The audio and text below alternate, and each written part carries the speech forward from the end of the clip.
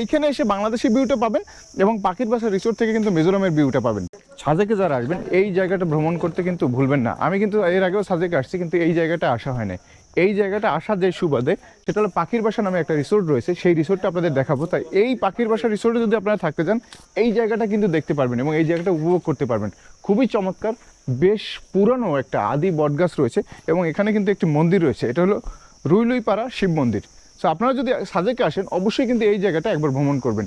এবং এই যে বটগাছটা আছে এখানে এসে কিন্তু একটা বাংলাদেশি ভিউ পাবেন। এই জায়গায় যদি আপনারা আসেন, এই কিনারায় যদি আসেন, এবং এটা হলো একেবারে সাজেকে ঢুকতে, সাজেকের যে ওয়েলকাম গেট রয়েছে, ওয়েলকাম গেটের একেবারে পাশে যে চেকপোস্ট রয়েছে এবং আর্মি ক্যাম্পের একটু আগে এবং চেকপোস্ট যে রয়েছে চেকপোস্টের ওইখানেই কিন্তু এই জায়গাটা। সো আসলে কিন্তু এখান থেকে যে একটা মনোমুগ্ধকর বাংলাদেশের ভিউ পাবেন সেই ভিউটা দেখতে মিস করবেন না। এবং এই যে পাখির বাসা রিসোর্টটি রয়েছে এখানে যদি থাকেন আপনারা, তাহলে এইখানে এসে বাংলাদেশি ভিউটা পাবেন এবং পাখির বাসা রিসোর্ট থেকে কিন্তু মিজোরামের ভিউটা পাবেন।